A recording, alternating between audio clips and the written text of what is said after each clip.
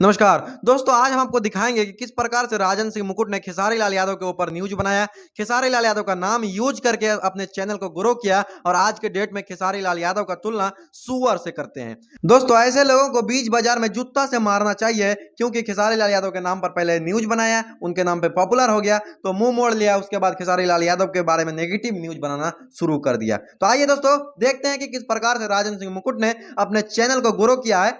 आपको अगर हमारी बात पर विश्वास नहीं होता है तो आप ए ऑन बिहार चैनल पर जा सकते हैं और वहां पर जाकर देख सकते हैं कि मोस्ट पॉपुलर वीडियो उसका जो है ना, वो खेसारी लाल यादव के नाम पर है। नमस्कार, मेरा नाम राजन है और आप एवन बिहार देख रहे हैं। दोस्तों, हम आपको बता दें, भोजपुरी सुपरस्टार खेसारी लाल यादव का जो गांव में घर बन रहा है वो वाकई बहुत ही बेमिसाल और बहुत ही ज्यादा पैसा लगा के बनवाया गया है। दोस्तों, हम आपको बता दें, भोजपुरी में ना ही पवन सिंह के पास वैसा घर है, ना ही दिनेश लाल यादव निरहुआ और ना ही कोई भी छोटे बड़े सुपरस्टार के पास उतना ज्यादा बड़ा, उतना ज्यादा लग्जरी घर है। और तो और हम आपको बता दें, भारत के बहुत ऐसे बड़े बड़े उद्योगपति भी हैं जो खेसारी के घर को टक्कर नहीं दे सकते। दोस्तों, आपने देखा कि किस प्रकार से राजन सिंह मुकुट पहले खेसारी लाल यादव के तलवे चाटते थे, उसके बाद खेसारी लाल यादव के साथ क्या हुआ नहीं हुआ ये तो हमें मालूम नहीं, क्योंकि राजन सिंह मुकुट ने इसका खुलासा नहीं किया है। बाय द वे, आप राजन सिंह मुकुट जैसे दोगले इंसान के लिए क्या राय रखते हैं, आप हमें कमेंट सेक्शन में बताइए। मिलते हैं किसी इंटरेस्टिंग वीडियो के साथ, तब तक के लिए जय हिंद।